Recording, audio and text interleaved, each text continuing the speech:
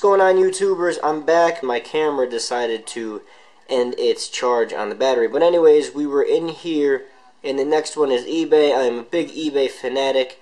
I was more in the past, but now I've kind of taken a step back and have been shopping more on Amazon. I've been away from the auction style, but anytime I want to post something for sale, eBay is the app that I use. I also use the weather channel from time to time, though I mainly just use the weather icon or, and if I can actually get this to work, the drop down with the weather icon there. So we got that, the weather channel. Let's get back into this guy. And white pages, just in case I need to look up something, I have that, so I don't actually have to download it. I already have it on. Let's do, we already did that one. I guess we'll do games. Now I have a lot more games on this. Not a crazy ton of games, but I have a few, and I only keep ones that I actually play, not ones that are just, you know, a novelty or, oh, gotta get it because it's 99 cents in the App Store and it's regularly $7 or $10. But anyways, I got Mr. Awesome platforming game. Fruit Ninja, that's kind of self-explanatory. Paperboy SD, bringing back the nostalgia of Nintendo and Paperboy, and what it had to offer. Same with Sonic. Though I got this, I believe I was in Florida, and it was one of those 99-cent app deals. But it is nostalgic. I grew up playing Sega Genesis, Nintendo, a little bit of Atari at the end of its stage of life. But it's something that I have to keep just in case I want to, you know, bring back that old school feel. Angry Birds, this is the season edition. Don't really play it, I just leave it on there just in case someone wants to play a game on my phone and they don't like anything else.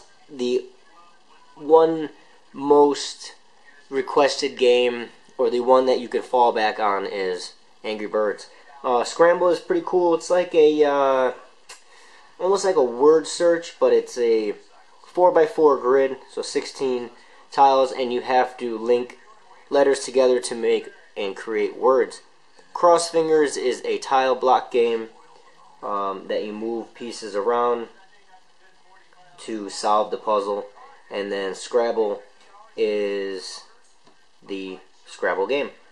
Also some apps that, like I said, aren't allocated in a folder just now, and the ones that I use most often are here outside of my main page.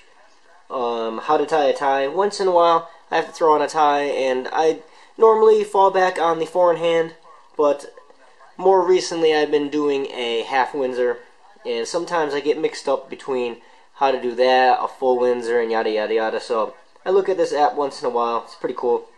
If you do want to see any more of these features, just let me know, and I will either do a video on it, or I will let you know how I personally like them and what it has to offer. Knots Guide, same thing, how to tie a knot. The Knots Guide actually helped me tie a rope on a it was like a brass ring for my dog to tie up my dog, and that actually gave me it was like a figure 8 loop or something like that, but a little more extravagant, something that would tie tight, and the more you pull on it, the tighter it gets, and it's not very easy to undo.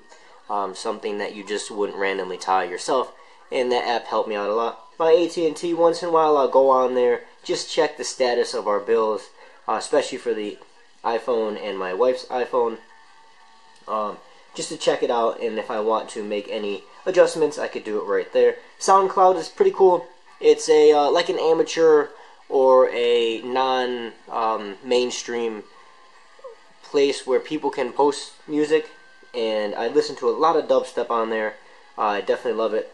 Lose It is pretty cool. I used to be really hardcore using this in school, especially college a couple years ago, and it keeps track of your food and your exercise, and then you set a calorie goal, and it keeps track of that and tells you how much you have left for the day and what you can do to lose or gain weight depending on your needs. And it was just a relatively good app that was, I believe it was free. and that's why I chose it after looking at a few of them. I definitely like the way that one feels. I've tried the Live Strong or the Lance Armstrong edition. I didn't like it as much, but it has the same things to offer, except this one seems to be a little bit more fluid and easier to navigate. Drinks Free is the same type of aspect as the Drink Inspiration, but this one, and I'm going to load this one up, this one is free, and it has like somewhere around like 7,000 drinks in it. And recently they started putting this ad that comes up in the beginning. But anyways, you can sort by categories, you can do all drinks, and I mean there's tons and tons. Like I just switched to M's and we're still going through. So anyways, you can the main thing, and not to stutter there, but the main thing that I like about this app is that I can add a type of alcohol that I like. So say we're gonna do, I don't know, Bacardi Limon. Hit that, hit done, and then I can search by just that ingredient or any of the ingredients in there. So if I do, we'll do include all. It doesn't really matter for this, but I always usually do include all search, and it will give you every single drink that's in this library that includes Bacardi Limon. And it's just fun to say, hey, I got this in my cabinet, what can we make? And you just pop this in, a few mixers maybe, and you can see what you can create. And it's pretty cool. What's next? Crafted is a 2D version of Minecraft. Got this when I was on vacation this fall, just to try it out, 99 cents in the App Store. Don't really like it. It's too hard to use. I'm just not even going to go into it because I am not helping this out. It's just a very poor knockoff of Minecraft, and it's very disappointing. A-Breaker is awesome. Just go download it. That's about all I'm going to say. Awesome game. Newsstand. I know there is a little hack that you can send the newsstand into one of the folders, and I had it originally when iOS whatever 4 point whatever had this, or the first iOS 5. This I know I updated to the most current, or the second most current, and I just haven't moved it back in, but it does take up real estate, and you can't delete it, and you can't just put it into a folder, which sucks. So let's just let's put that back where it was. Alright, so we'll stop the jiggly icons. Atomic Web, and these are all, except for Cut the Rope, are all off of my iPad. I believe they're compatible now. It seems like it is. If not, I don't know why they're on here. They just came in with the update because I sync all of my devices off of one computer, and it seemed to work out this way. But Atomic Web, AutoCAD, big AutoCAD user. Started doing the 3D Revit BIM modeling, and I use that from time to time on my iPad. Haven't used it on this, don't really want to. Dragon Dictations, pretty self-explanatory. You can see the commercials all the time. I believe the Android platform or something like that just came out free. It works pretty good. It is a little slow on the iPhone. I'm not sure about the iPad, but if you really want to get something out and you don't feel like typing it, or you're not good at typing, or you can't type, this might be a decent fallback. Drift Mania is absolutely awesome on the iPad. A little harder to control on the iPhone, but it's definitely something to look into getting. I believe it's 99 cents in the App Store, if not $1.99. I was big into drifting RC cars, and I decided to get a drifting or racing app, and I love this game. Beat it a few times, and they just once in a while keep updating with different courses and cars. So it's pretty cool. It's interesting. Epicurious is a foodie app. Use that on my iPad a lot when I'm cooking. Throw up a recipe and follow that and see what it has to offer, and then see what people review and rate about it. Music Studio. It's the light version. I have the paid version. It just hasn't been updated from my iPad to my computer to here. But I'll probably use the full version on this eventually.